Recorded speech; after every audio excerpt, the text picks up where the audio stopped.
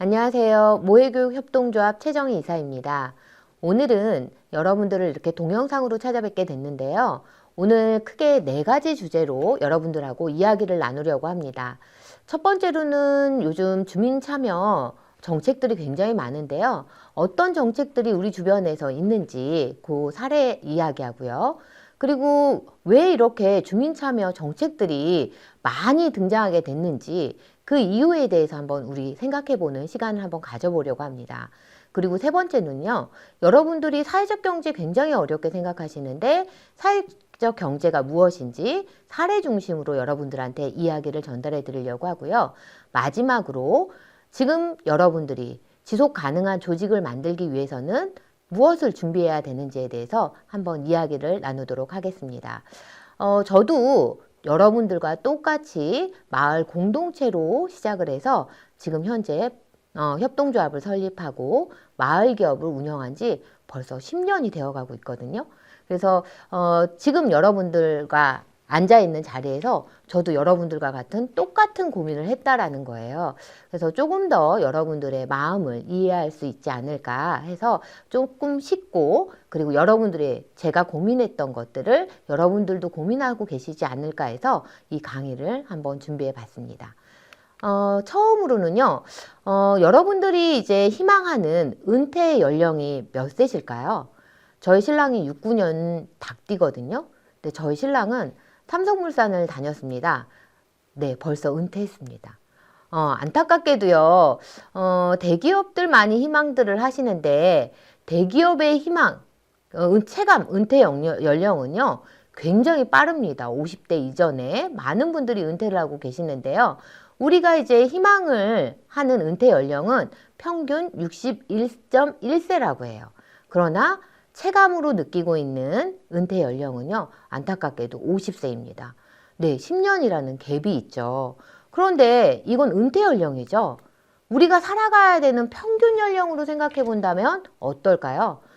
지금 현재 남성의 기대 수명은요, 83.7세고요. 여성의 기대 수명은 90.8세입니다.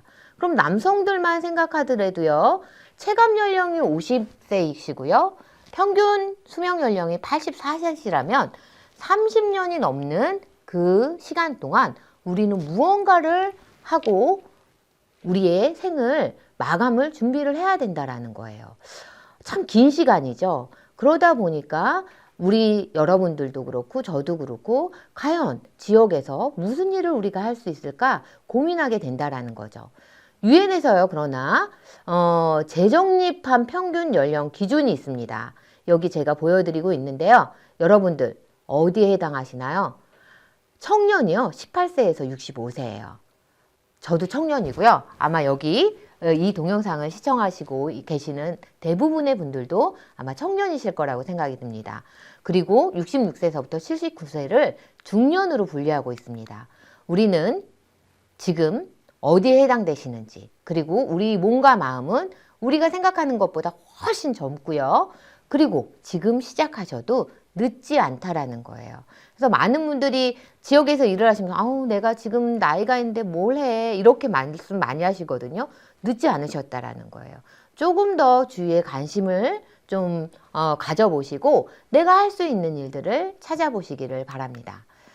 그런데 우리 주변을 한번 둘러보려고 합니다. OECD 평균에서요, 우리 삶의 만족도가 굉장히 떨어지고 있습니다. 다 알고 계시죠? 네, 57이에요. 삶의 만족도가. 그리고 저는 아이들과 많이 만나는 일들을 하고 있는데요. 아이들의 이런 삶의 만족도는 더 열악합니다.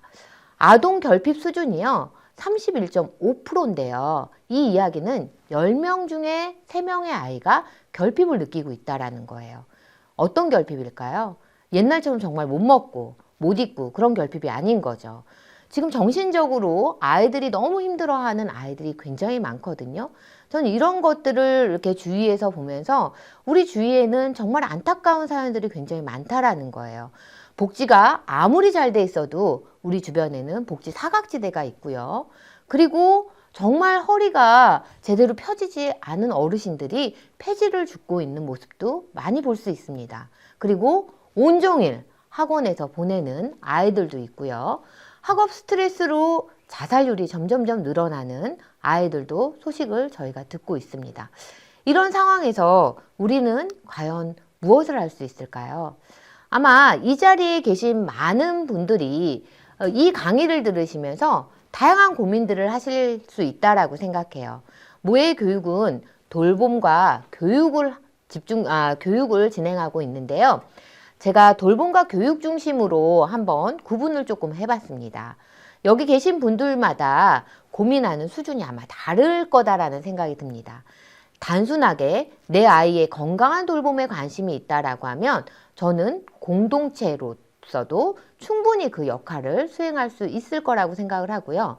지역의 돌봄을 직접 운영해 보겠다라는 의지가 있는 공동체가 있으시다고 하면 요즘 키움센터라고 많이 들어보셨을 거예요. 그런 보건복지부의 다 함께 돌봄 사업에 한번 참여를 해보시는 것도 한 방법이라고 생각해요. 그러나 그 키움센터를 위탁 운영하기 위해서는 비영리 법인으로 설립하셔야 된다는 거예요. 그리고 이 단계에서 조금 더 넘어가서 위탁 사업이 아니더라도 나는 돌봄을 넘어서 우리 사회에 건강한 돌봄과 교육 환경을 조성하는데 내가 조금 일조를 하겠다.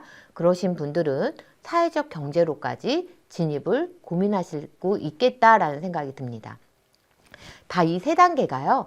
다 다르실 거예요. 그리고 이 세 단계가 내가 어디에 목표를 두고 있느냐에 따라서 준비하셔야 되는 요건도 아마 다르시고요. 같이 함께 하시려고 하시는 분들도 주변에서 좀 시각을 넓게 보시고 찾으셔야 될 것이라고 생각합니다. 그러면 주민 참여 정책들이 굉장히 많습니다. 보통은 이제 마을 공동체로 시작하는 경우들이 많으신데요. 우리 협치라고 많이 들어보셨죠? 네, 협치 강서구에서도 진행을 하고 있습니다. 협치도 주민 참여 정책 중에 하나죠. 그리고 많이 하시는 주민 참여 예산, 요것도 많이 참여를 하고 계시고요.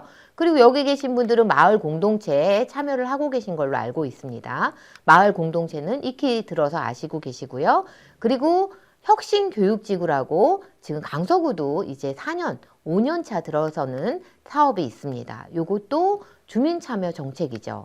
그리고 또 어떤 사업이 있나요? 네, 지금 제가 소개해 드리려고 하는 사회적 경제 분야도 주민들이 참여할 수 있는 분야입니다. 또 25개 자치구가 전동 실시하고 있는 주민자치회, 이것도 주민들이 직접 사업을 계획하고 실행하는 사업입니다. 또 도시재생, 요즘 도시재생 저희 강서구에서도 지금 공항동하고 다른 동도 지금 실시를 하고 있는데요. 도시재생, 지금 이렇게 보시는 것처럼 이렇게 많은 사업들이 주민 참여로 이루어지는 사업들이라는 거예요. 그래서 여러분들이 꼭 마을 공동체에만 관심을 두실 게 아니고 여기에 있는 7가지 사업에 두루 관심을 가져보시고 좀 알아가는 시간이 좀 필요하다라고 생각을 합니다. 우선 마을 공동체는 여러분들이 많이 아실 거예요. 제가 모의교육 사례를 좀 예시를 들어서 말씀을 드리면요. 저희 모의교육도 마을 공동체로 시작을 했어요. 2013년에 부모 커뮤니티라는 사업이 있었습니다. 저희는 어떤 문제의식이 있었냐면요.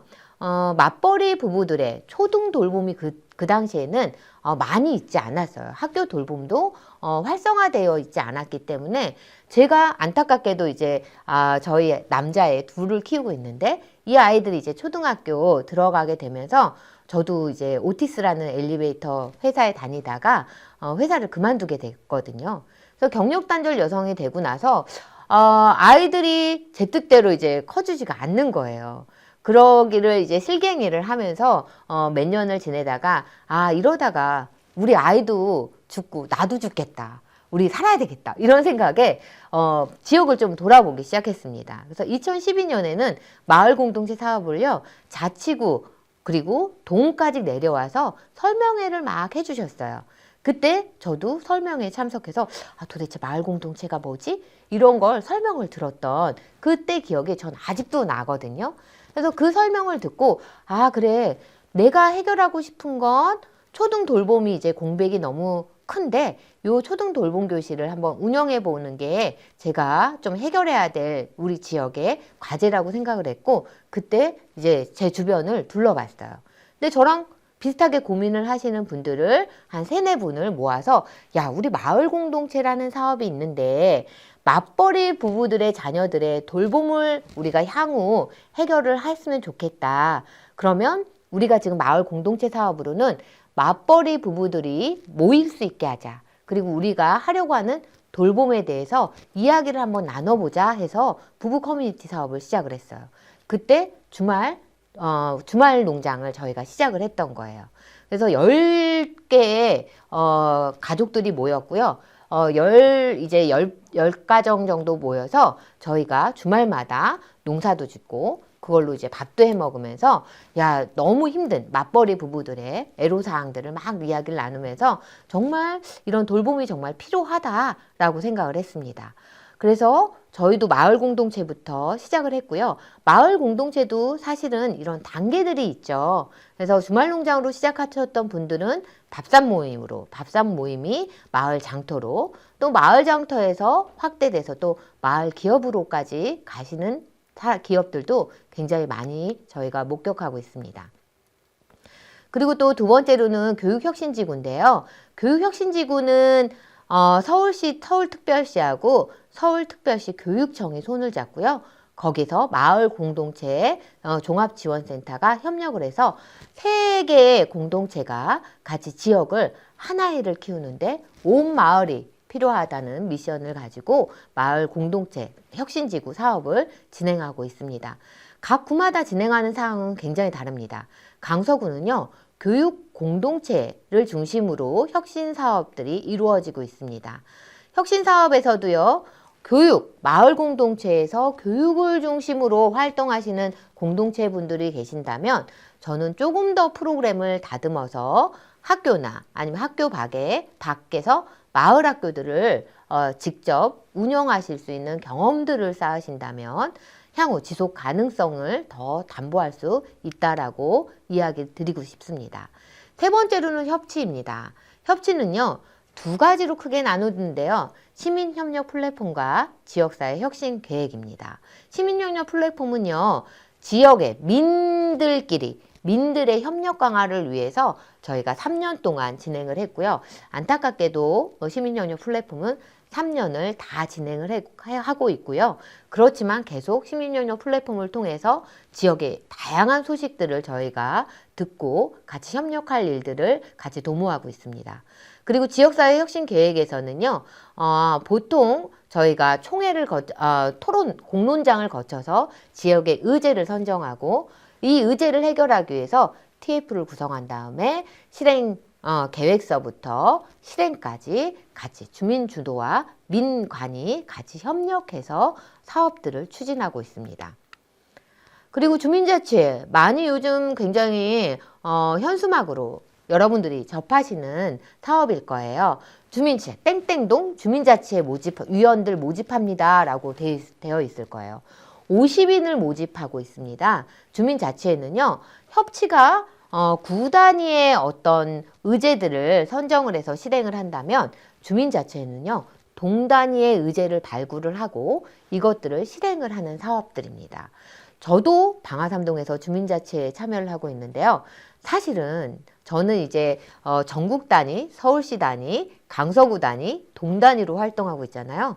동 단위로 활동하는 게 정말 최고로 힘듭니다. 그러나 관계 맺기는요, 동 단위로 이루어졌을 때 제일 활력이 있는 것 같아요. 그래서 여러분들이 어떤 관계를 맺고 내가 어떤 활동들을 하고 싶다면 저는 주민자치에 꼭 관심을 가지시기를 부탁을 드리고 싶습니다. 주민자치에는 위원들뿐만이 아니고요. 분과를 구성을 해서 분과위원으로 활동하실 분들도 또 모집을 하고 있거든요. 그래서 다양한 활동들을 하고 있기 때문에요. 여러분들이 조금만 관심을 기울이신다면 아마 굉장한 다양한 우리 동네의 소식, 활동 이런 것들을 연계하실 수 있습니다.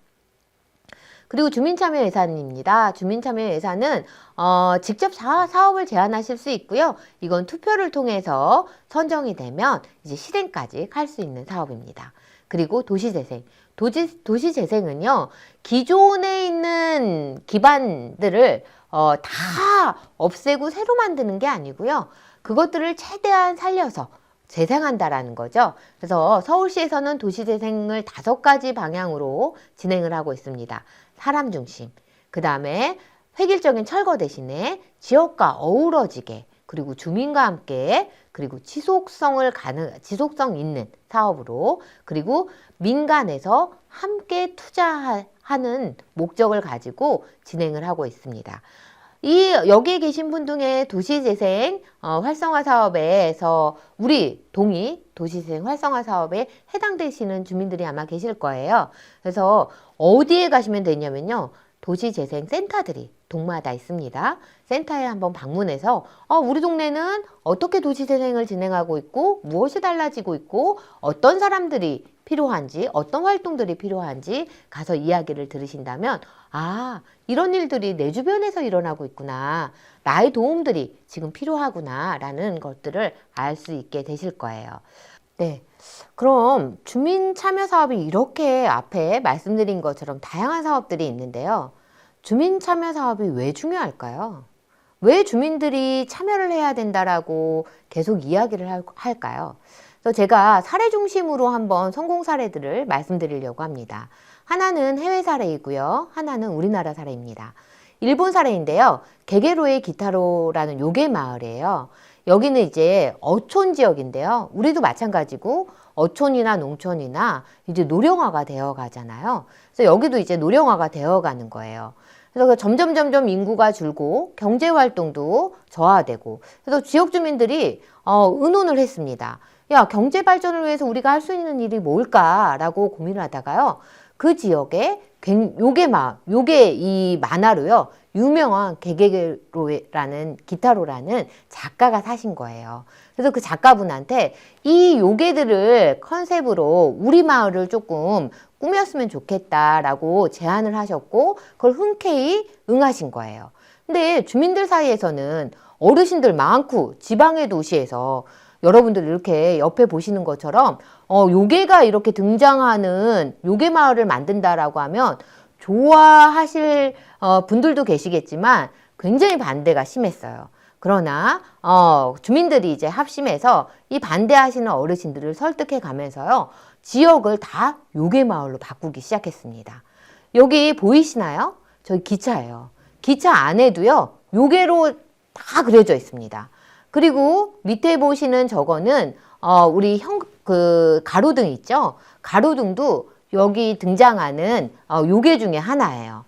큰 눈처럼 생긴 눈알 요정이죠.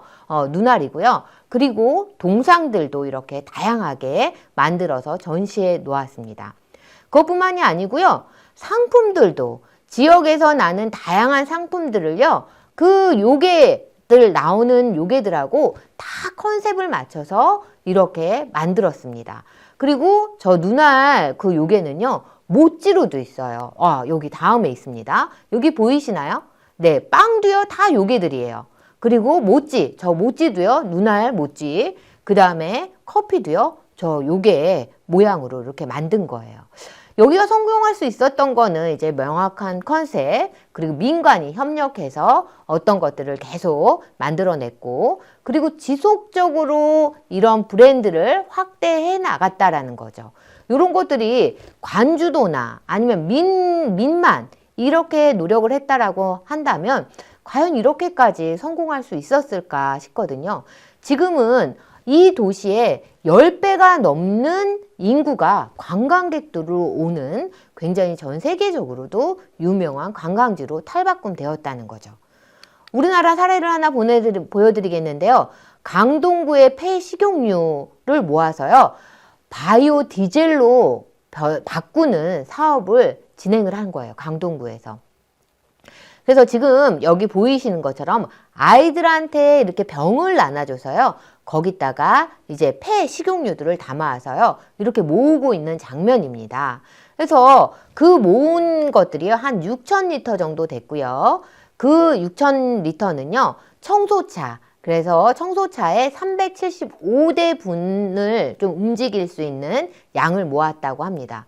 그런데 이 디젤 청소차를 움직이는 거 이상으로요.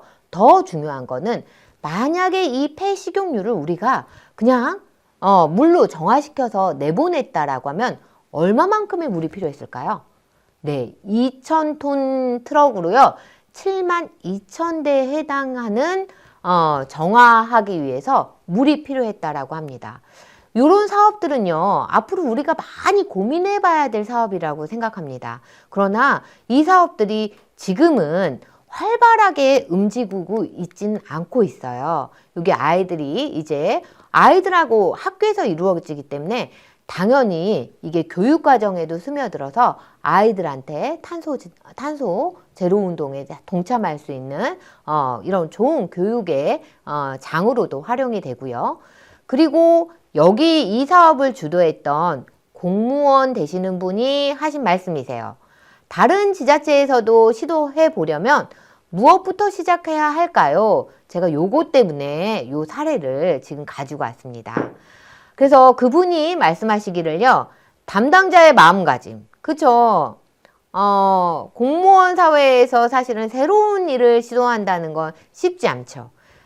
다양한 어려움에 부딪힐 텐데 그럴 때 담당자의 마음가짐, 단체장의 관심, 그리고 주변의 시민단체와의 연대 이런 게 굉장히 중요하다고 말씀하셨고요. 그리고 그분이 하신 중요한 말씀 중에 하나가 어느 날 갑자기 우리가 이런 거 하나 하려고 하는데 같이 합시다 한다고 되는 게 아니라는 거예요.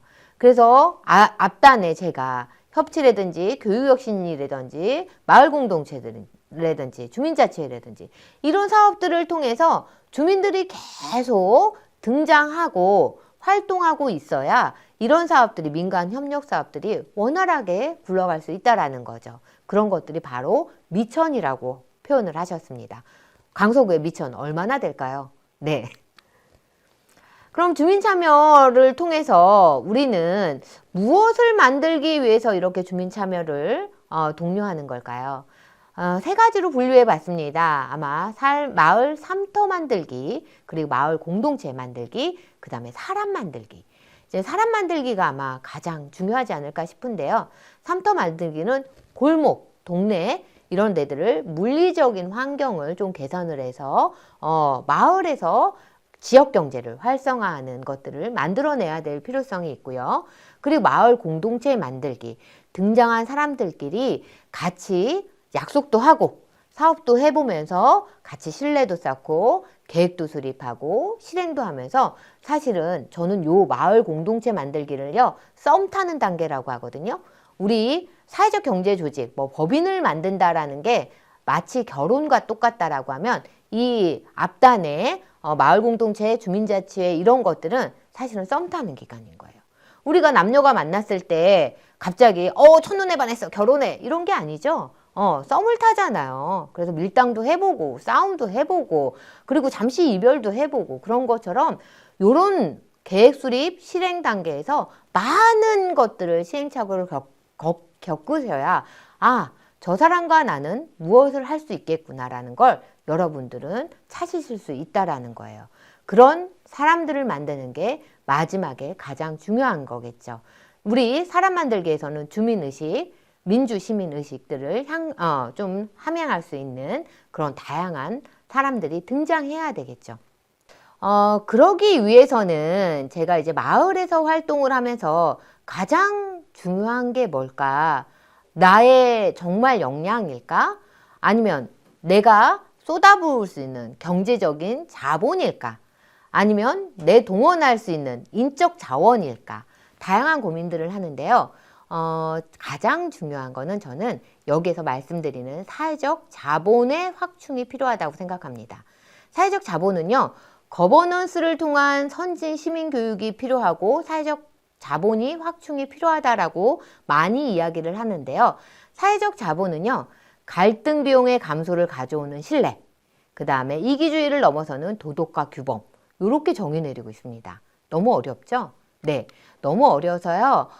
제가 쉽게 조금 설명을 드리면 우리가 큰 무리가 있어요. 그래서 A그룹과 B그룹이 있는데 제가 우리는 A그룹과 B그룹이 있는지 모릅니다. 그런 상태에서 제가 봉투를 쭉 나눠드렸어요. 다 나눠드리고 A그룹한테만 봉투에 제가 10만 원을 넣어서 드렸습니다. 10만 원을 넣어 드리고 그런데 B그룹한테는요, 봉투에 아무것도 들어있지 않습니다. A그룹 분들한테요, 제가 여쭙니다. 저희 B그룹이 있는데요, B그룹한테 지금 생기신 이 10만 원을 조금 나눠주실 의향이 있으세요? 라고 제가 여쭤봤어요. 그러면 많은 분들이 뭐라고 얘기하시나요? 아니, 왜요? B그룹도 받았는지 어쨌는지 모르니까, 저는 싫어요. 이렇게 대답하시는 분들 있고, 한 2만 원 정도 줄까요? 이렇게 얘기하시는 분들도 계시거든요. 이렇게 서로 얼굴을 보지 않고 그 테스트를 했을 때, 한 푼도 주지 않은 분들이요, 한 28%, 100명이라고 하면 28분은 0원을 주지 않았다는 거죠. 한 푼도 넘기지 않으셨고요. 그러나 평균 넘어간 금액을 확인해 보니 25,000원을 B그룹한테 전해졌다고 합니다.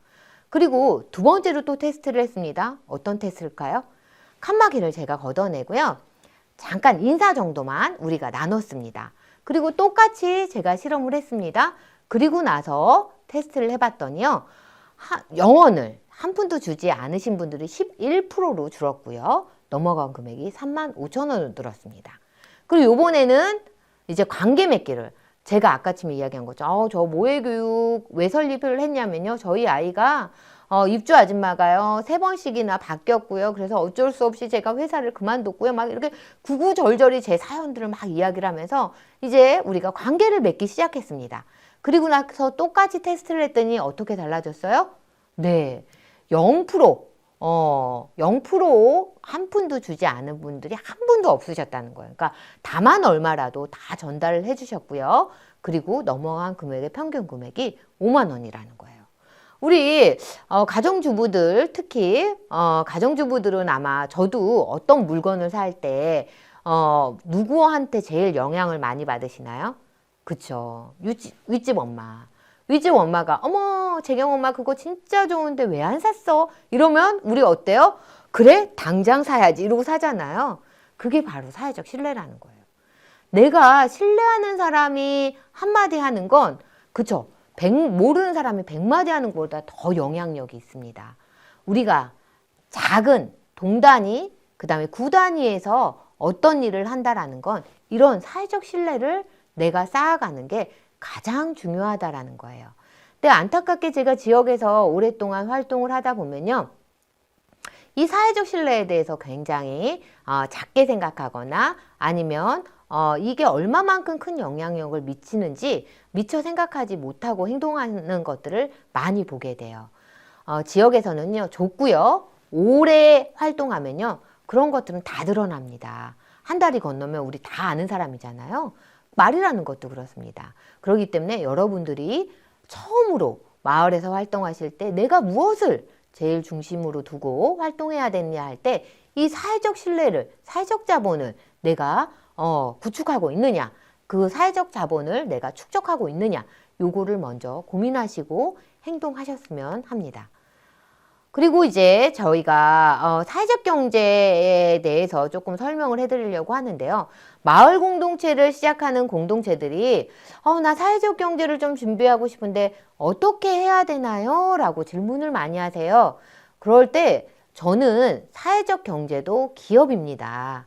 기업에 우리가 조직의 형태를 띄어야 되는데요. 흔히 법인이라고 하는 법인의 형태를 띄어야 됩니다. 그러면 여러분들 기업이라고 하면 어떤 것들이 떠오르시나요?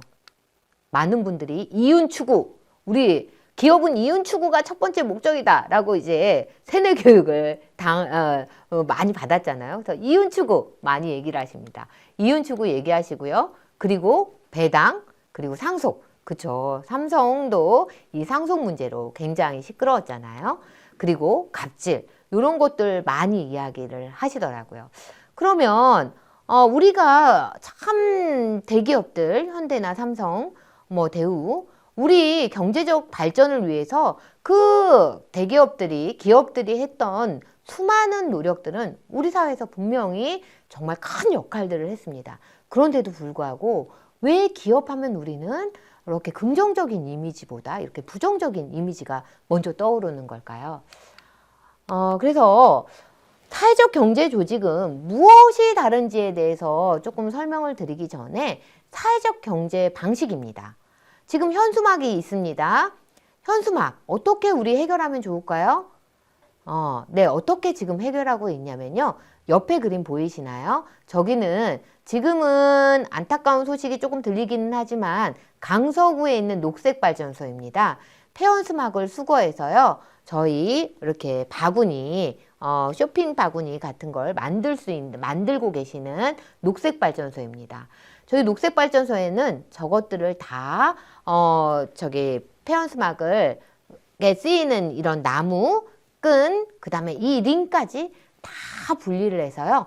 다시 재사용할 수 있게 전달해 드리고 있고요. 그 다음에 폐연수막으로는 우리 이렇게 큰 쇼핑백 바구니뿐만이 아니고 그 다음에 쓰레기를 같이 모을 수 있는 그런 큰 바구니까지 만들고 있는 녹색 발전소입니다. 그냥 버리는 게 아니죠. 그리고 저 어렸을 때만 해도 이런 빵집 땡땡땡 최정희 빵집 이렇게 이름을 걸고 하셨던 빵집들이 많은데 불과 한 20년 전부터 이런 프랜차이즈 빵집들이 이렇게 생긴 거죠. 이런 것들에 대해서 사회적 경제 방식은 어떻게 대응할까요? 네. 실제로 사례입니다. 은평구에 있는 동네빵네 협동조합입니다. 여기 11분의 빵집 사장님들이 모이셔서요. 같이 공동 브랜드를 만드시고 그리고 공장도 같이 설립하시고 홍보, 그 다음에 유통 이런 것들도 같이 하시는 거죠. 그래서 협동을 통해서 어떠한 문제들을 해결하는 방식이 바로 사회적 경제 방식이라고 생각하시면 됩니다. 그런데 사회적 경제 조직하면 많은 분들이 이제 협동조합을 많이 생각하세요. 근데 사회적 경제 안에서도요.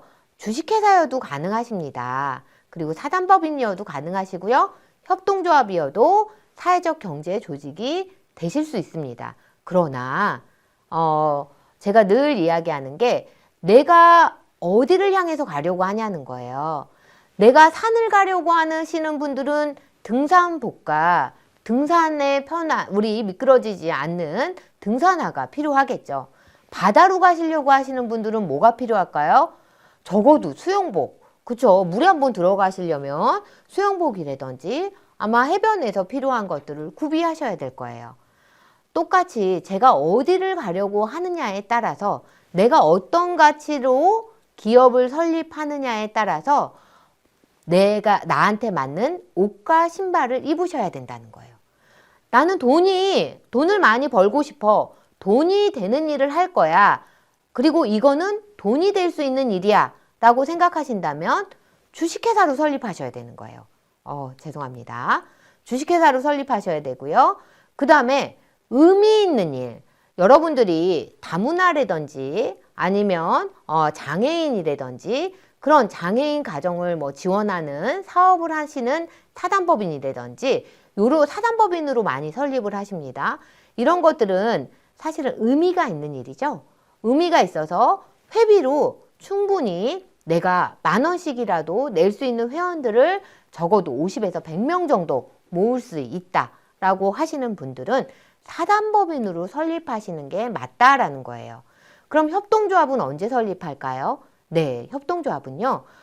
5분 이상이 모이셔야 협동조합은 설립할 수 있습니다. 그러니까 많은 분들이 인원수만 채우려고 하십니다. 그게 아니고요. 각자의 역할들이 있으셔야 되는 거예요. 저희는 교육하는 협동조합이잖아요. 교육하는 협동조합이 교육 프로그램들을 개발을 해야 돼요. 교육 프로그램을 학교에 들어가려면 보통 48주 되는 프로그램이 필요한데 저 혼자 주식회사여서 저 혼자 개발한다라고 하면요. 사람을 쓰던가 아니면 저 혼자 48개를 개발해야 되겠죠. 그러나 협동조합은 5분이시다 그러면 나눠서 10개씩만 개발해도 48개, 1년치의 프로그램을 완성하실 수 있다라는 거예요. 이렇게 협동을 통해서 어떤 비즈니스를 할 수 있을 때 그리고 나 혼자보다는 함께 협동을 통해서 이 사업을 풀어갈 때 더 시너지가 날 때 우리는 협동조합을 설립하시라고 권해드리고 있습니다. 이게 정말 필요한지에 대해서 고민하셔야 된다는 거예요. 근데 많은 분들이 옆에 야, 나 협동조합 하나 설립할 건데 나랑 같이 할래? 이렇게 해서 많이 하시거든요. 네, 친구 따라 강남 가시면 안 됩니다. 법인은요, 책임이 따르십니다. 그렇기 때문에 우리 법인은 어떤 사업을 할 거고 그 사업을 하기 위해서는 어떤 역량을 필요로 하는 사람들이 필요한지에 대해서 그리고 그 역량을 충분히 발휘할 수 있는 분이신지 이런 것들을 검토하신 다음에 협동조합을 설립하시기를 권해드립니다. 단 소비자 협동조합은 좀 다릅니다. 여러분들이 소비자 협동조합 많이 알고 계신 생협, 소비자 대표적인 소비자 협동조합이죠. 거기는 제가 이제 소비자로서 바른 생산한 것들을 내가 소비만 해도 괜찮은 소비자 협동조합입니다. 그러나 지금 많은 분들이 설립하시려고 하시는 것들은 대부분 아마 사업자 협동조합이실 거예요. 사업자 협동조합이실 경우에는 분명한 역할들이 있으셔야 되고요. 그 역할들을 충분히 감당해 주셔야 법인이 원활하게 굴러간다라는 거예요. 네. 여기 보시면 제가 좀 표로 간단하게 말씀을 드리면요. 주식회사는 이윤 추구가 목적이라는 거예요. 그래서 의결도요. 1주 1표죠. 네, 51표만 제가 갖고 있다라고 해도 모든 의사결정을 제 뜻대로 할 수 있는 겁니다. 그러나 옆에 협동조합과 사단법인을 보세요. 1인 1표라고 되어 있습니다. 그 얘기는 뭐예요? 제가 51%를 투자해도 저도 1표, 1% 투자를 해도 그분도 1표라는 거예요. 그게 바로 1인 1표예요. 그렇기 때문에 굉장히 민주적인 운영 원리가 중요시되는 게 협동조합입니다. 그리고 사단법인이고요. 그렇기 때문에 여러분들이 사회적 경제 조직에 좀 관심을 갖고 계신다면 1인 1표, 그 다음에 민주적인 운영 원리, 이게 기본적인 개념이거든요. 그래서 이따 좀 더 말씀을 드리겠지만 이런 것들이 좀 바탕이 되셔야 된다는 거예요. 그러면 사회적 경제 조직은 무엇이냐를 좀 살펴보도록 하겠습니다. 사회적 경제 조직은요, 자본주의 시장 경제에서 드러나는 문제를 해결하고 일자리, 주거, 육아, 교육 등 인간 생애와 관련된 영역에서 경쟁과 이윤을 넘어 상생과 나눔의 삶의 방식을 실현하는 경제 조직입니다. 되게 어렵죠? 네, 어렵다고 얘기들 하세요. 쉽게 얘기해서요. 우리가 이윤 추구가 다가 아니라는 거예요. 우리가 살다 보면 이게 꼭 돈이 되지 않더라도 우리 삶에서 꼭 필요한 영역이 있습니다. 그게 시장에서도 해결이 되지 않고 그 다음에 국가도 해결해 주지 않는 부분이 분명히 존재한다는 거예요. 그런 것들을 실현하는 조직들을 우리는 사회적 경제 조직이라고 합니다. 그래서 사회적 가치 실현, 사회 문제 해결, 그리고 그런 것들이 경영 활동으로 연계되어야 합니다. 그래서 지속 가능한 일자리를 제공하고요. 그리고 지역사회의 경제도 활성화시켜야 됩니다. 공동체도 활성화시켜야 되고요. 그런 것들을 우리는 사회적 경제 조직이라고 하는데요. 사회적 경제 조직에는 크게 4개 분야로 나눕니다. 사회적 기업, 협동조합, 마을기업, 자활기업. 크게 4개 분야로 나누는데요. 요즘은 광범위하게 공유경제 또 그 다음에 소셜 벤처도 이런 사회적 경제 영역에 다 포괄해서 이야기를 나누고 있습니다.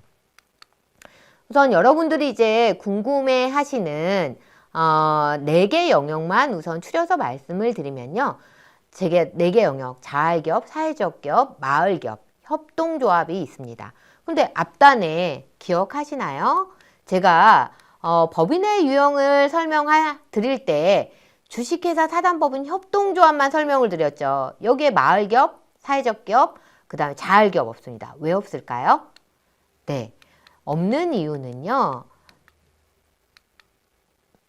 요 앞단의 자활기업, 사회적 기업, 마을기업은 부처의 보건복지부, 고용노동부, 행안부의 공모사업, 지원사업의 이름입니다.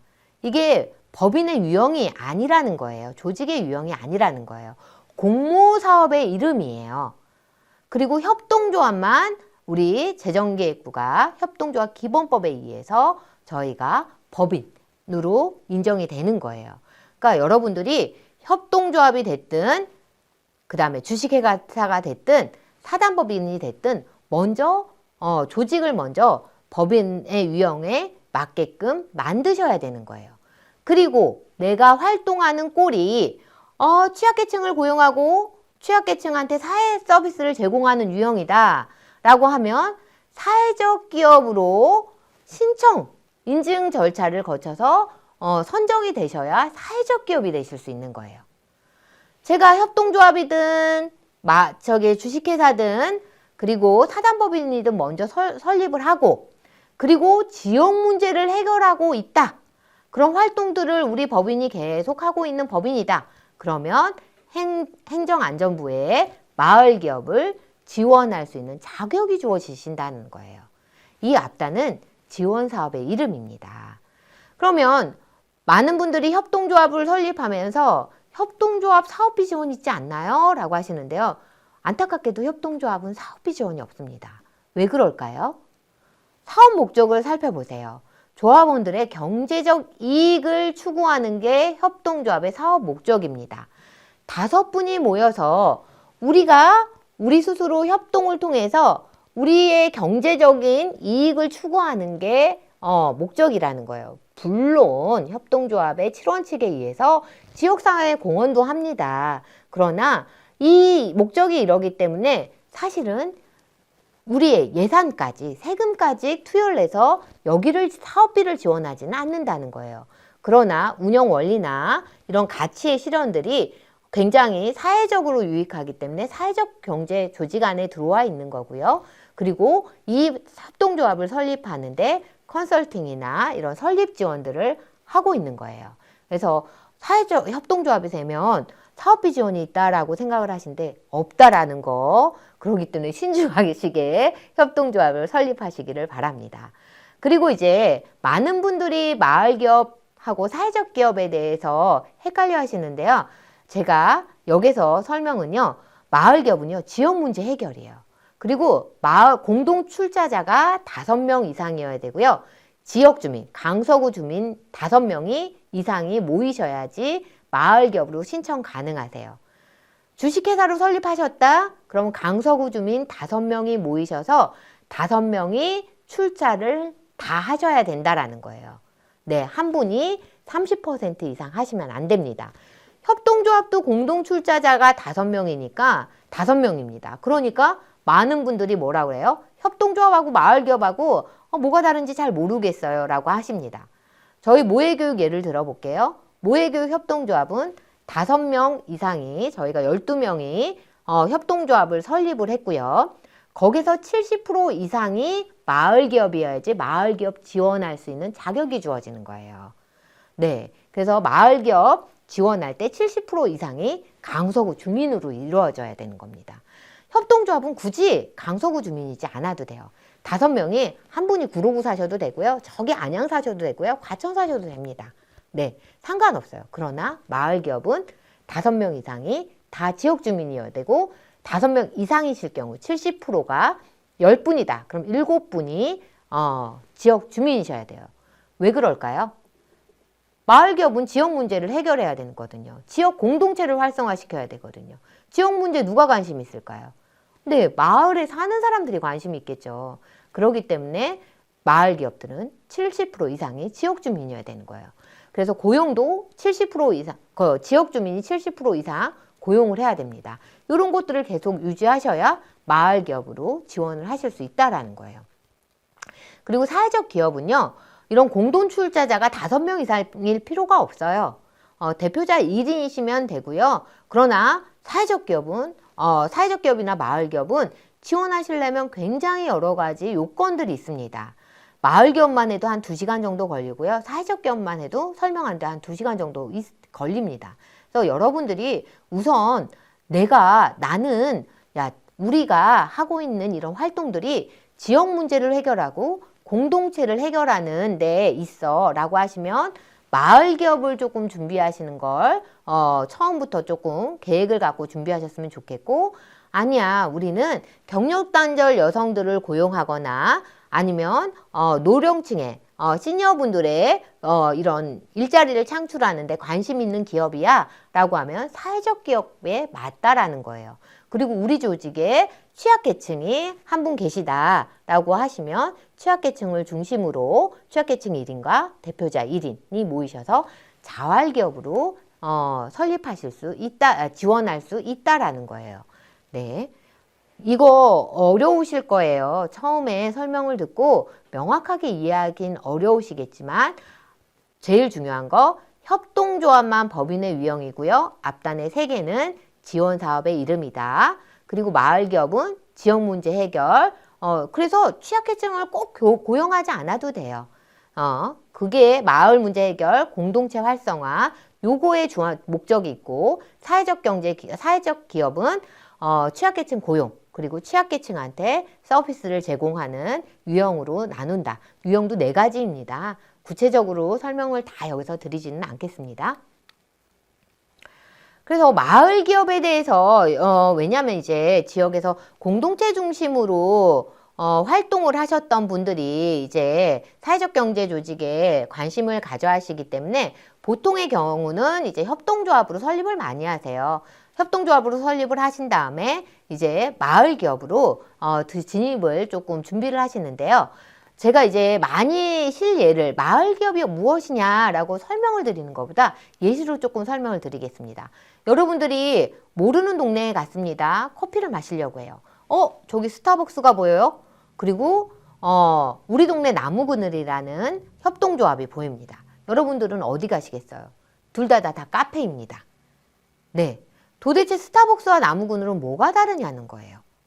그리고 그래서 제가 나무그늘, 이게 옛날 자료인데요. 지금은 여기 우리 동네 나무그늘 같은 경우에 마포에 자산화까지 해서요.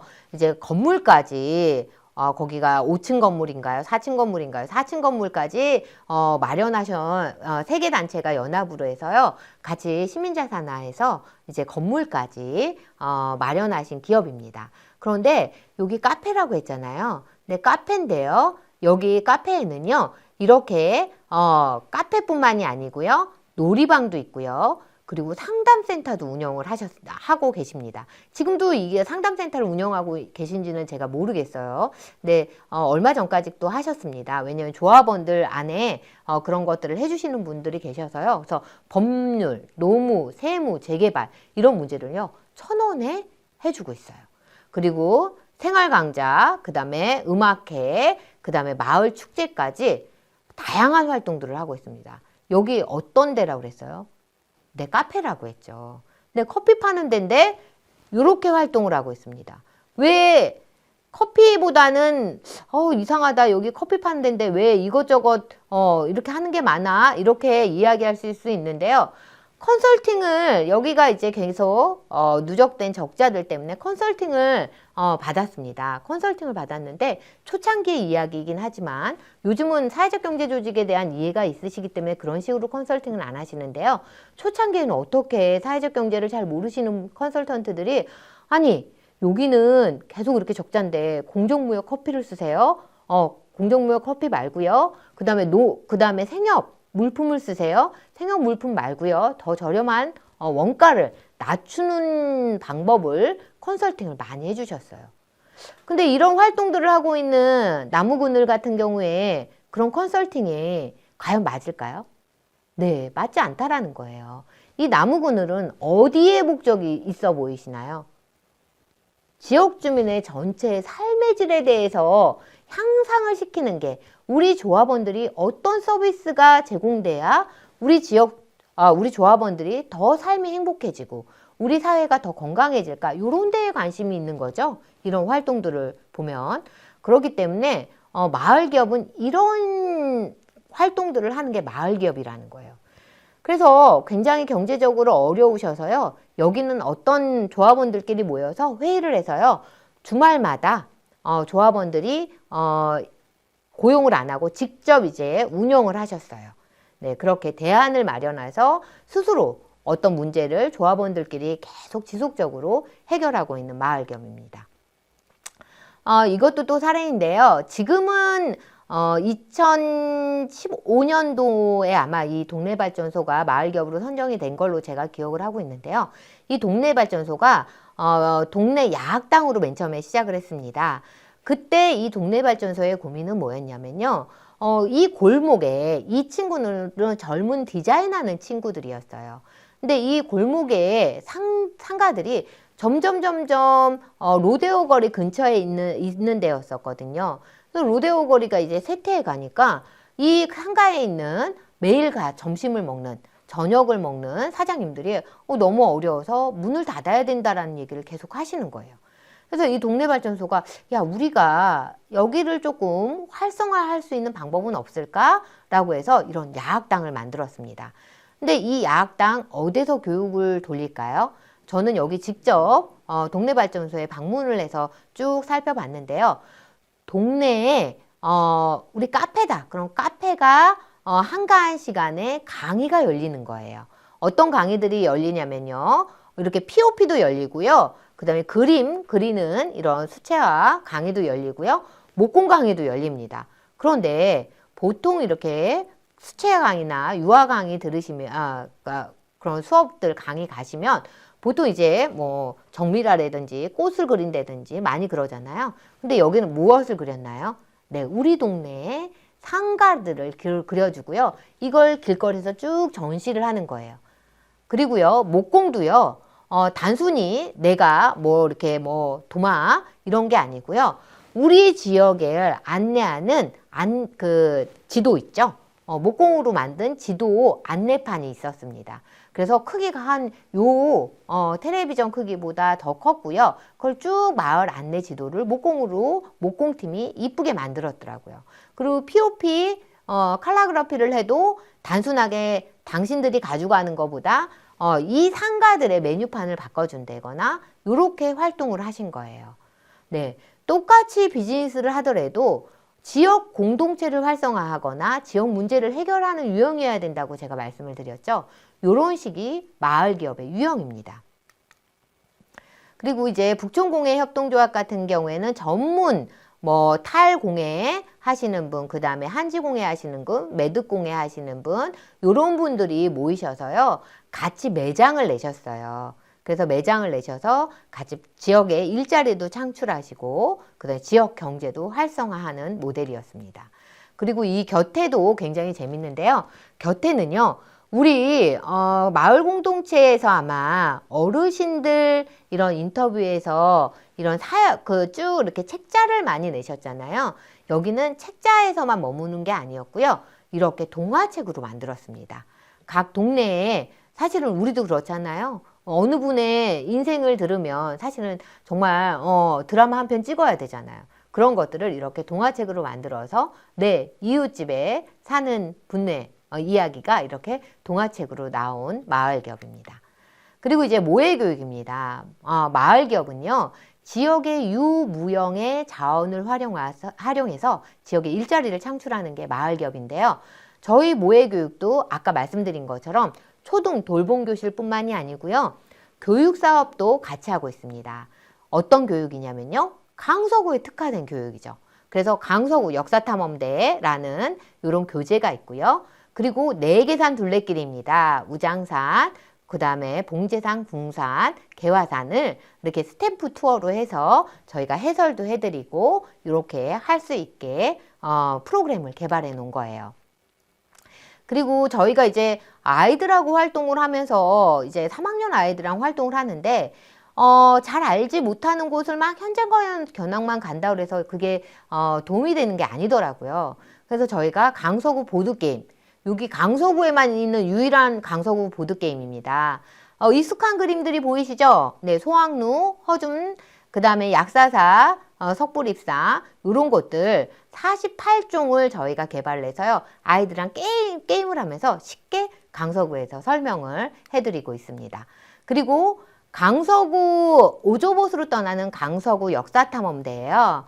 그래서 아이들이 이제 배운 내용을 이제 오조봇 논리적인 것까지 같이 들어가서 아이들이랑 오조봇으로 이렇게 재밌게 활동하는 것도 저희가 프로그램으로 개발되어 있고요. 이렇게 활동하는 우리가 저희 또 양천향교가 서울시 25개 자치구 중에서 유일하게 있는 구가 강서구입니다. 그래서 저희 모해교육에서는 양천향교 프로그램 연계해서 프로그램들을 많이 하고 있고요. 이렇게 둘레길 역사 더하기, 강서구 역사 더하기 이런 활동들을 하고 있습니다.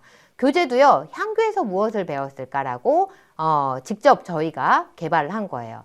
그래서 마을기업 어쨌든 여러분들이 공동체를 넘어서 지속 가능성을 고민하신다라고 하면 저는 이런 비즈니스들이 주 사업들이 분명하셔야 된다라는 거예요.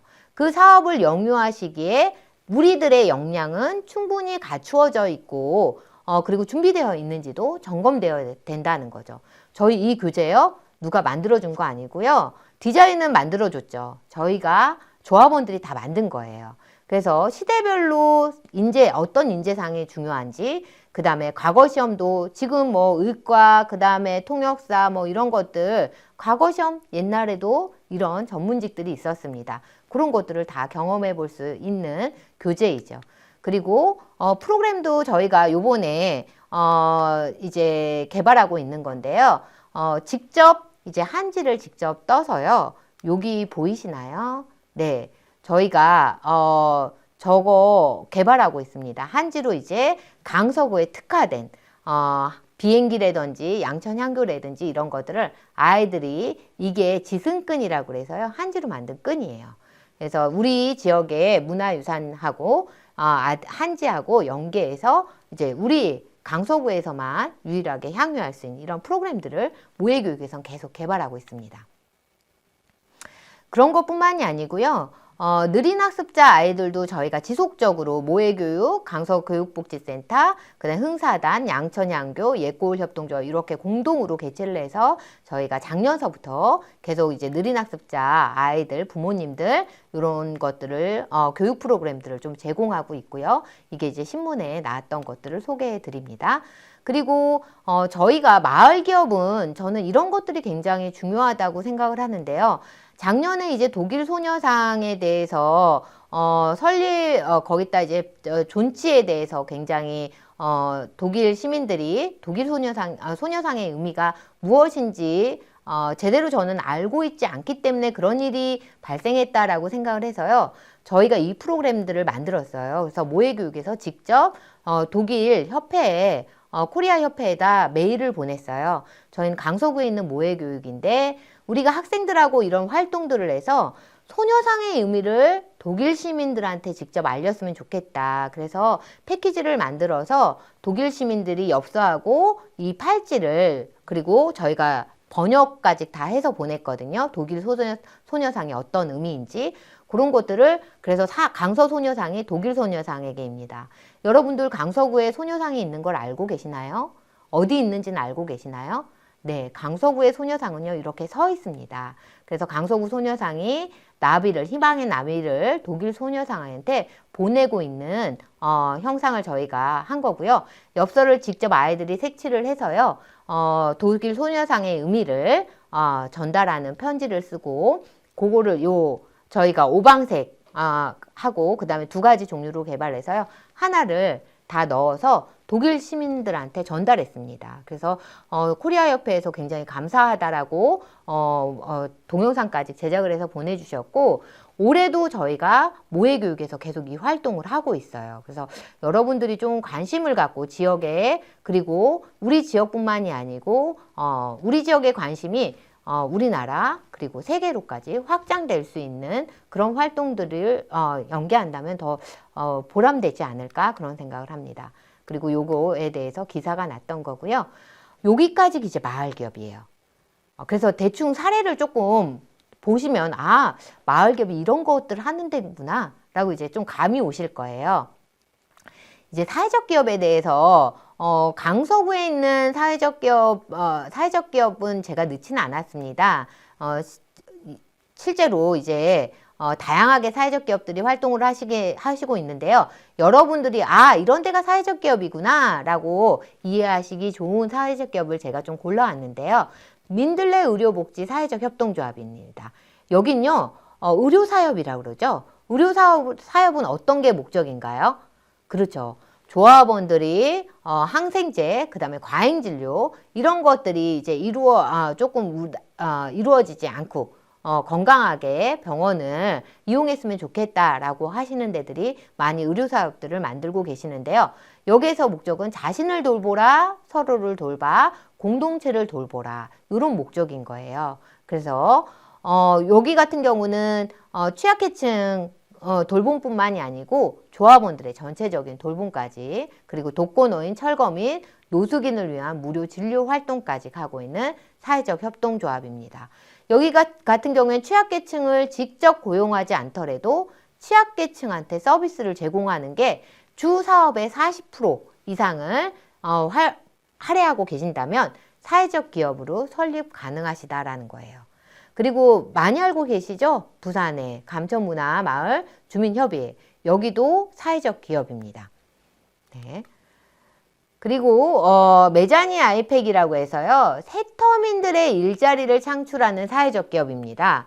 세터민들이 우리나라에 정착해서 지속적으로 이제 좀 일자리를 갖기가 어려우시잖아요. 그래서 그런 분들을 돕기 위해서 설립한 법인이에요. 그래서 행복나눔재단하고 SK에너지가 협력을 해서요, 세터민들의 자립, 자활을 목적으로 이제 박스 제조 이런 활동을 하고 계십니다. 그리고 또 한빛예술단입니다. 한빛예술단은요, 시각장애인들의 음악적 재능을 발굴 육성하는 거예요. 그래서 이 예술단에 공연하시는 분들이 좀 장애를 가지고 있으신 분들도 많으신 거예요. 그래서 아까 제가 그랬죠. 취약계층의 고용, 또 취약계층한테 그런 서비스를 하는 활동을 하셔야 사회적 기업으로 인증 가능하시다라고 했잖아요. 그래서 이런 것들이 이제 사회적 기업의 대표적인 사례입니다. 사회적 기업과 마을 기업의 차이 어떤 건지 조금 아시겠나요? 네, 그래서 제가 여기서 사회적 기업이라고 표현하지는 않았고요. 명확하게 마을 기업을 준비한다면 무엇이 중요할까요? 라고 적었습니다. 사회적 기업하고는 조금 다르기 때문에요. 우선 마을 기업으로 준비를 하셔야 된다라고 하면 지역 주민 5명이 모이셔야 되잖아요. 그렇기 때문에 제가 마을 기업을 중심으로 좀 설명을 드리려고 하는 거예요. 많은 분들이 마을 기업을 준비하시는 마을 기업들이 제가 정말 방문해 보면요. 저는 잘 몰라요. 그냥 같이 하자 그래서 그냥 하는 거예요. 이렇게 말씀하시는 분들 굉장히 많거든요. 그럴 때마다 제가 안타까웠어요. 그래서 적어도 마을 기업을 준비하신다면 요 3가지는 한번 점검해 보셨으면 좋겠다 하는 겁니다. 첫 번째로는요, 자발성이에요. 옆에 친한 동료가 하자 그래서 하시는 게 아니고요. 정말 내가 하고 싶은지, 나는 이게 왜 하고 싶은지, 이런 게 정말 분명하셨으면 좋겠다라는 생각이 드는 거예요. 그리고 지역성이에요. 왜요? 마을 기업은 작치고 단위의 지역 문제를 해결하는 유형이어야 되잖아요. 그러니까 정말 내가 마을 기업으로 진입하시려고 하시는 분들 보면 정말 내가 하고 싶은 건지, 지역에서 정말 이게 필요로 해서 하시려고 하시는 건지 불명확하신 데들이 좀 많으세요. 근데 마을 기업은 지역성이 있어야 되거든요.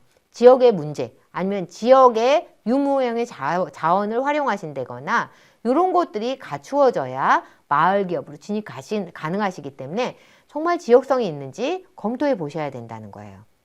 그리고 가장 중요한 거 볼까요? 네, 지속 가능성입니다. 마을 공동체 활동을 충분히, 제가 아까 얘기하셨잖아요. 썸을 많이 타보시고, 그래, 쟤랑은 내가 한평생 살아도 되겠어 라는 확신이 들어야 우리 결혼하잖아요.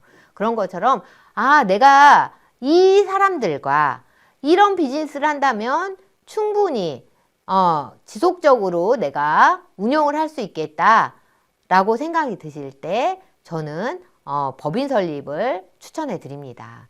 그게 확신이 아니더라도요, 적어도 우리가 어떤 주사업이 무엇인지 그리고 각자 역할은 무엇인지 이런 것들이 어느 정도 논의가 되고 준비가 되셔야 된다라는 거예요. 그래서 지속 가능성이 있을 때 여러분들이 협동조합이든 마을기업이든 준비하셨으면 좋겠습니다. 그러면 마을기업을 준비한다면 여러분들은 지금 무엇을 좀 준비하셔야 될까요? 제가 앞에 3가지는 조직 내에서 이제 큰 카테고리로 좀 점검이 되어야 되고요. 지금 이 5가지는 조직 안에서 필수적으로 좀 준비가 되어야 되는 것들만 좀 뽑아봤어요. 그래서 잠깐 점검하시기를 바랍니다. 네, 첫 번째는 뭘까요? 네, 나의 가치관이에요. 나의 가치관. 두 번째는 공동운영이라는 뜻을 이해하시는 겁니다. 공동운영. 그리고 세 번째는요, 갈등에 대처하는 내 자세는 어떠한지. 그리고 네 번째는 의사소통 능력. 그리고 5번째가 전문 역량입니다. 우선 나의 가치. 왜 이 일을 하시냐는 거예요. 제가 10년 동안 이 일을 해오고 있다라고, 모의교육을 운영하고 있다라고 말씀을 드렸죠. 저희 모의교육은 대표가 저희는 정관이요. 2년 대표 임기가 2년이었어요. 작년에 이제 정관을 변경하면서 2년은 너무 짧으니 4년으로 하자. 그 대신 공동대표 체제를 2년은 오버랩으로 가져갈 수 있게 다음 대표가 2년 동안은 수행할 수 있게 2년 동안 배우는 거죠. 그런 시간을 좀 둬야 되기 때문에 한 번만 연임 가능할 수 있게 저희가 변경을 했습니다. 왜요? 협동조합은 공동 운영을 해야 되고 하기 때문이에요. 근데 참 협동조합 운영하면서요.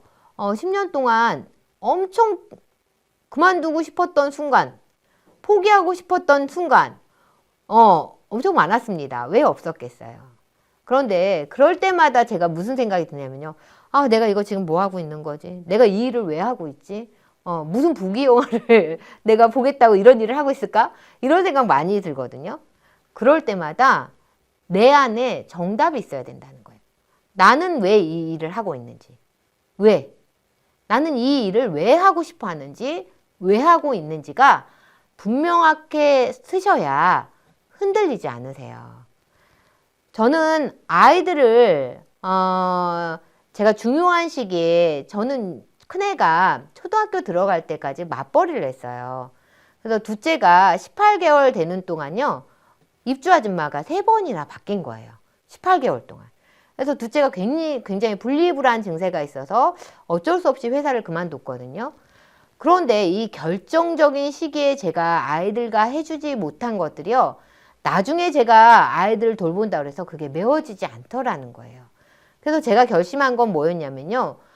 우리 사회가 공부가 아니더라도 공부를 좀 못하더라도 아이들이 행복할 수 있는 환경을 조성해주고 공부를 못하더라도 그런 시선으로 보지 않는 그런 사회를 좀 만들어 보는 게 공부가 우선인 사회가 아닌 아이들의 행복이 우선인 사회를 좀 만들어 보고 싶다라는 게 저의 Y였어요. 저의 사명이었어요. 그것 때문에 사실은 올 수 있었던 거죠. 근데 제가 만약에 우리 제품이 어떤 교육이 정말 인기 있는 교육일까? 그걸 고민하고 어떻게 해야 이런 4차 산업 이게 유행인데 우리 4차 산업 교육으로 할까? 이런 것들에 막 휘둘렸다라고 하면 이 사명을 지키기는 어려웠을 거라는 생각이 들어요. 그리고 지속적으로 제가 여기 이런 자리에 있지 않았을 거라는 생각이 들어요. 여러분들도 다 이거는 다릅니다. 나의 가치관은 그리고 정답이 있는 게 아니에요. 그러나 많은 분들한테 제가 말씀을 드리는 거예요. 내 안에 정답은 있어야 된다라고 이야기를 합니다. 여러분들도 내가 오늘 지금 이 공동체 아니면 이 지금 같이 하고 있는 동아리, 주민자치회든 뭐든 내가 이 일을 왜 하고 있는지 한번 곰곰이 생각해 보시고 그 일을 하는데 어떤 방향이 맞을지에 대해서 여러분들이 고민해 보셔야 된다는 거예요. 그래서 저는 이것들을 나의 가치관을 확인하는 것도 굉장히 중요하고요. 조직의 가치관, 미션이라고 하죠. 조직의 미션을 설정하는 것도 굉장히 중요합니다. 저도 이제 모의교육 협동조합 안에서 당연히 우리 조직의 미션에 대해서 조합원들이 다 인식하고 있다라고 생각을 했어요. 근데 어느 날 저희가 컨설팅을 이렇게 받다가요, 한번 이렇게 폭발한 적이 있었어요. 조합원들이 저는 이제 야 건강한 사회를 만드는 게 더 중요해 라고 생각을 했는데, 그렇지 않은 조합원들도 계셨거든요. 그러면서 그날 정말 저희가 막 그 화산 터지듯이 본물이 막 터진 거예요. 그래서 진짜 12시까지요. 울고불고 막. 근데 그 컨설팅 해주셨던 분이 늦게까지 남아서 그걸 다 조율을 해주셨어요. 그래서 아무리 제가 외부에서 강의를 잘해도요, 내부에 있는 문제는 해결하지 못해요. 그래서 외부의 도움을 꼭 받기를 제가 말씀을 드리고요. 그리고 처음 먼저 하셔야 되는 게 이 가치관을 확인하는 활동입니다. 그래서 제가 한 50개 되는 키워드를 쭉 뽑아서요, 이런 활동들을 해요. 그래서 내가 중요하다고 생각하는 가치관, 점검해 보셔야 되는 거예요. 5명, 7명이. 왜요? 우리 죽고 못 살아서 결혼했는 우리 신랑하고도 지금 사내 못 사내 막 그러신 경우 많잖아요. 우리 살다 보면. 그런데 우리 이제 5명이랑 마음을 맞춰야 된대요. 쉽지 않겠죠. 그렇기 때문에, 저 사람은 어떤 게 중요하고 저런 가치 때문에 이렇게 행동을 하실 수 있겠구나라는 것들을 여러분들이 같이 이해를 하고 계셔야 된다는 거예요. 그리고 우리 조직의 미션이 무엇인지 가치를 합의를 하셔야 그 조직이 같이 갈 수 있습니다. 우리 사회적 경제 조직에서 안에서는요, 가치가 같아야 같이 갈 수 있다, 이 얘기 많이 하거든요. 그래서 이런 워크숍도 굉장히 중요해요. 그래서 사회적 경제를 준비하시는 분들은 사실은 이 인큐베이팅 과정이 전 제일 중요하다고 생각해요. 그래서 차근차근히 우리 조직의 미션을, 내 가치관을 좀 점검해 보실 필요성이 있다라는 거예요. 두 번째는요, 공동 운영에 대한 이해입니다. 제가 저희 조합원들한테 늘 하는 얘기가요, 제가 대표였을 때 그런 얘기 했습니다. 아니 무슨 대표가 참새 어미냐, 내가 무슨 어디 가서 지렁이라도 물고 와야지 입만 벌리고 있는 제비들 같다, 그런 얘기 했거든요. 네, 협동조합은요 공동 운영이에요. 여기 보이시나요? 함께 의사결정하시는 거고요, 함께 근로하시는 거고요, 함께 출제하시는 거고요, 함께 나누시는 거예요. 네, 그렇기 때문에 대표가 알아서 하겠지, 맞지 않습니다. 같이 하시는 거예요. 아까 제가 말씀드렸죠. 그래서 저희 협동조합은 대표를 임기를 연임 1회라는 한정을 둔 거예요. 대표도 역할 중에 하나라는 거예요. 그래서 협동조합은 이런 공동의 운영 원리를 이해하고요, 조합원들이 협동조합의 이해 수준이 높아야 제대로 협동조합의 시너지를 발휘하실 수 있어요. 그러기 위해서는 저는 대표를 돌아가면서 한번 해보시라고 권해드리고 싶습니다. 힘들어요. 쉽지는 않습니다. 쉽지는 않으나, 그리고 느리고요. 그리고 조금 더딜 수 있습니다. 그리고 그 안에서 다양한 분쟁들도 발생할 수 있습니다. 함께 의사결정하는데 어떻게 분쟁이 없겠어요. 그래서 저는 협동조합 중에서 조용한 데들은요, 1인 기업 협동조합이지만 대표 위주로 움직이는 협동조합이거나, 아니면 협동조합이 움직이지 않는 협동조합이거나, 이거 둘 중에 하나다. 정말 협동조합답게 움직인다라고 하면 당연히 시끄러운 게 맞는 거예요. 그쵸? 어떤 것들을 우리가 의사결정을 하는데 한 번에 오케이 이렇게 되겠어요? 의견들이 주고받고 많이 합니다. 그렇기 때문에 저희가요, 협동조합을 운영하면서 저도 정말 민주적인 운영이 무엇인지에 대해서 고민을 정말 많이 해요. 합의란 무엇이고, 그 다음 민주적인 의사결정이라는 게 무엇이고, 이런 것들 많이 고민하게 되거든요. 그래서 여러분들이 이 공동 운영이라는 게 무엇인지, 그리고 출자, 1인이 30% 이하로 협동조합도 마을기업도 제한을 두고 있습니다. 그렇기 때문에 그 이야기는 뭐예요? 한 사람한테 많은 것들이 집중되는 걸 막고 있는 거예요. 같이 운영하라는 거죠. 그래서 그리고 함께 근로하셔야 된다라는 거예요. 이런 것들에 대해서 의사결정하는 방법들, 그 다음에 이런 것들에 대해서 그 역할을 나누는 것들, 그런 것들이 굉장히 중요합니다. 그리고 이제 세 번째로 갈등에 대처하는 자세인데요. 왜냐하면 아까 제가 말씀드렸잖아요. 협동조합, 공동운영이라고. 공동운영 하시다 보면 쉽지 않아요. 우리 가정에서 저는 이제 신랑이랑 우리 매트 있잖아요. 매트 하나 구입하는 것도 저희는 의논을 하면서 사거든요. 근데 우리 여성분들은 어떤가요? 매트 이쁜 거 사고 싶잖아요. 근데 남성분들은 저희 신랑은요, 이과예요. 그러니까 효율성을 따지는 거예요. 그러니까 그거는 뭐 빨기가 어쩌고 저쩌고 이거는 뭐 이래서 막 이렇게 저를 설득을 합니다. 근데 그러다 보면 갈등은 당연하게 생기는 거예요. 그리고 5명 이상이 모여서 우리가 같이 의견을 결정하고 같이 역할을 나누고 하는데 그 안에서 갈등이 얼마나 많이 일어나겠어요. 저도 맘상할 때 되게 많고요. 아마 저 때문에 맘상하셨던 경우도 굉장히 많으실 거예요. 저희 조합 안에서도. 그런데 많은 분들이 어떠시냐면요.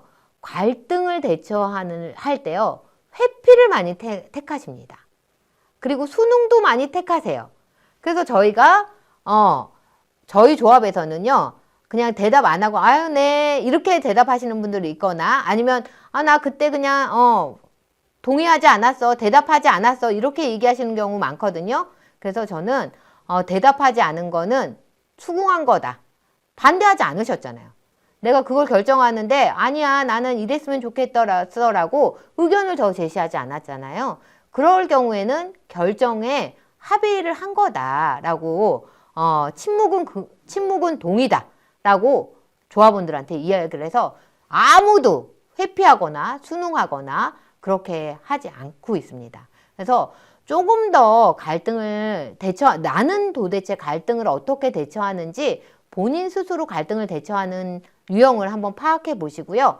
협동조합 안에서는 그렇게 하시면 안 된다라는 거예요. 그래서 그런 것도 한번 여러분들이 하실 수 있게 이것도 워크숍으로 진행을 해드리고 있어요. 그리고 이제 의사소통 능력입니다. 굉장히 중요하죠. 의사소통 능력. 아까 이런 것들 뭘로 우리가 다 결정하나요? 그렇죠. 말이라는 걸 통해서 우리가 다 결정합니다. 그런데 사람이 항상 말이 이쁘게 나가지는 않잖아요. 그리고 내 고집을 먼저 내 중심으로 생각해서 이야기하는 경우도 굉장히 많습니다. 그래서 여러분들이 나의 의사소통은 어떤 식인지 그래서 의사소통은요. 내가 이야기했다고 저 사람을 보고 아니면 내가 카톡에 공지했다라고 의사소통이 됐다라고 생각하시면 안 된다라는 거예요. 저 사람이 제대로 이해했는지까지 확인해야 의사소통이 비로소 완료됐다라고 저는 생각합니다. 그래서 꼭 확인하는 절차를 한 번 더 두세요. 특히 많은 분들이 활동하실 때는요. 이거 의사소통 되게 중요하십니다. 그래서 방법적인 스킬을 조금 쓰셔야 되는 경우도 굉장히 많아요. 그래서 그런 것들에 대한 사례도 있지만 오늘은 간단하게만 좀 설명을 드리겠습니다. 마지막으로 이제 전문 역량입니다. 전문 역량은요. 저는 수학 분석을 좀 많이 활용을 하는데요. 저는 개인적으로도 수학 분석을 가끔가다 해요. 지금 내 상황에서의 어떤 강점이 있고 약점이 있고 어떤 위기 요소가 있고 위협적인 요소들은 무엇이 있는지 쭉 한번 나열해 봅니다. 그래서 쭉 나열해 보고 나는 굉장히 이런 배우려고 하는 욕구가 굉장히 강하네. 사람 만나는 걸 좋아하네. 그리고 잘난 척하는 걸 좋아하네. 어머 강사하면 좋겠네. 말을 잘하네. 뭐 이런 것들 그런 것들을 제가 이렇게 통해서 아까 제가 말씀드린 것처럼 제가 이제 오티스에서 회계 쪽에서 근무를 했었거든요. 회계 쪽에서 근무를 하고 요 수학 분석을 그때도 한번 했어요. 그리고 나서 차후에 내가 오티스를 그만두고 직업을 선택한다면 어떤 직업이 나한테 어울릴지를 선택할 때도 저는 이 수학 분석을 통해서 한번 도출해 봤어요. 그래서 여러분들도 한번 개인적으로도 한번 도출해 보셔야 됩니다. 왜냐하면 협동조합을 만약에 운영하신다라고 하시면요. 협동조합에서도 역할을 나누시잖아요. 역할을 나누시면 여러 가지 역할 중에서 내 강점을 살릴 수 있는, 그리고 내 약점을 보완할 수 있는 이들이 다 거기에 조합원 안에 있으셔야 된다라는 거예요. 그래서 내 강점에, 내가 할 수 있는, 강점을 살릴 수 있는 역할에 있으셔야 되는 거예요. 저희 조합원 중에 한 분이 굉장히 사람 만나는 걸 두려워하셨어요. 저는 막 반복되는 일상을 못 견뎌하는 스타일인데요. 이 조합원한테 물어보니까요. 이 조합원은 바뀌는 게 싫대요. 바뀔 때마다 너무너무 스트레스를 받는데요.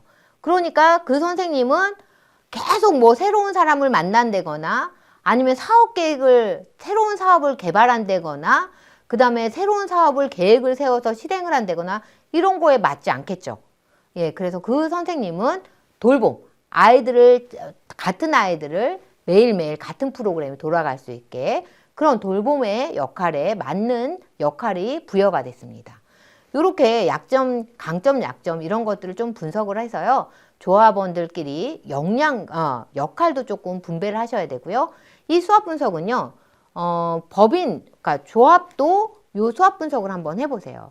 우리 조합은 어떤 강점이 있고 약점이 있는지, 어떤 위기가 있는지, 위험 요소는 뭐가 있는지. 그래서 올해는 중점적으로 우리가 약점하고 위협은 어떻게 해결하려고 하는지 그런 것들을 조합원들이랑 같이 이야기를 나누셔야 된다라고 하는 거예요. 그 위기 상황에서도 어떻게 우리가 대처해 나갈 건지 이런 것들도 같이 준비하신다면 해마다가 어려우시다면 한 2년마다 한 번씩 외부 요인까지 그 다음에 점검을 하시면 아마 도움이 많이 되실 거라고 생각합니다. 여기까지 제가 준비한 강의는 다 말씀을 드렸어요. 근데 많은 분들이요. 이런 이야기를 해보면 두 부류로 나눠지더라고요. 한 분은 그래? 나 해볼 만한데? 한번 해봐야 되겠는데? 이렇게 생각하시는 분들도 계시고요. 어떤 분들은 어때요? 너무 어렵다. 뭘 하라는 거야? 말라는 거야? 어려워서 못하겠는데? 이렇게 생각하시는 분들도 있거든요. 저는 아까 말씀드린 대로 이 강의에 한 번도 주민참여 사업에 대해서 경험하신 분이 없으시다. 그럼 첫 번째로는 주민참여 사업에 다양한 사업들 설명을 드렸잖아요. 그 사업에 참여해 보시는 게 먼저이실 거라는 생각이 들고요. 그리고 현재 공동체나 동아리, 나랑 맞는 사람 한 3명은 있다. 이러신 분들은 정말 우리 셋이서 정말 우리의 역량을 10분 발휘해서 그리고 이런 걸 경제적인 것까지 우리가 조금 수익도 창출하는 모델로 우리가 만들려면 어떤 것들이 가능할지 도모할 수 있는 사업들이 뭐가 있을지 이런 비즈니스 모델을 고민해 보시는 것도 굉장히 바람직하다라고 생각합니다. 그럴 경우에 이제 법인의 유형에 대해서 고민하셔야 된다라는 거죠. 그래서 이렇게 이 강의를 들으시고요. 많은 분들은 시도를 해보시는 분들도 계시고요. 많은 분들은 저거 너무 복잡하고 어렵네. 안 할래. 이렇게 하시는 분들도 계실 거예요. 그러나 들으면요. 어떻게 될까요? 네, 들으면 잊어버리십니다. 많은 분들이 오늘 제 강의가 1시간 반 정도 되지 않을까 싶은데요. 이 1시간 반 강의를 여러분들 중에서는 그냥 그래 이런 게 있었구나 하고 듣고 흘리시는 분들도 계실 거예요. 그런 분들은 아마 많은 부분을 잊어버리시겠죠. 그리고 이렇게 보면 어떻게 될까요? 기억은 합니다. 기억은 해요. 그러나 행동하면 어떻게 될까요? 네. 지금 제가 어렵게 설명한다라고 어렵다라고 생각하신 부분들이요. 이해가 되시고요. 이 이야기였구나 라고 이해가 되실 거예요. 여러분들이 처음에 공동체로 시작해서 단계를 준비해서 저는 사회적 경제 조직으로까지 성장하시기를 간절히 바랍니다. 특히 마을기업은요. 마을 안에서 이런 공동체 활동을 통해서 성장해서 기업으로 오는 게 마을기업으로 오는 게 전 정말 맞다라고 생각을 하거든요. 그래서 이런 주민참여 사업들이 저로서는 굉장히 반갑습니다. 여러분들이 조금 힘들더라도 포기하지 마시고, 아까 제가 그랬잖아요. 저도 10년 동안 쭉 오는 기간에요. 어떤 생각을 했냐면요. 정말 처음에 시작할 때는요. 정말 깜깜한 터널을 걷는 듯한 느낌이었어요. 언제 끝날지도 모르는 터널을 내가 막연하게 걷고 있구나 라는 생각이 들었거든요. 그러나 그럴 때마다요. 어떤 생각을 했냐면요. 오늘까지만 버텨보고 내일 포기하자. 내일 되면 또 무슨 생각을 해요? 오늘까지만 버텨보고 내일 포기하자. 이렇게 하면서 버텨냈습니다. 그런 시간들이 여러분들한테 또 분명히 필요할 거라고 생각하고요. 그리고 저는 세상에 태어나서 가장 잘한 일은 물론 우리 가정을 꾸린 일이고요. 두 번째로 잘한 거는요. 전 모해교육을 설립한 거라고 정말 자신 있게 이야기합니다. 모해교육을 설립하지 않았다면 저는 아마 사회를 보는 눈도, 그 다음에 사람을 대하는 자세도, 그리고 내 삶에서 가장 중요한 가치도 아마 모르고 정말 그렇게 살았을 거다라는 생각이 들어요. 돈 많이 모으면 행복한 거지. 이렇게 생각하고 살았을 것 같아요. 네, 그런 것들을 깨닫게 해준 게 바로 저는 모해교육이었고, 마을 공동체로 시작했던 사회적 경제 조직인 이 모해교육입니다. 여러분들도요, 그런 경험을 저는 한번 해보셨으면 간절하게 부탁드리고 싶고 포기하지 않기를 바랍니다. 여러분들이 이 강의가 좀 유익한 강의가 되셨으면 좋겠고요. 좀 더 궁금하시고 알고 싶으시다 이러신 분들은 언제든 연락 주시면 제가 가까이에 계신 분들은 찾아뵙도록 하겠습니다. 네, 오늘 이걸로 강의 마치도록 하겠습니다. 감사합니다.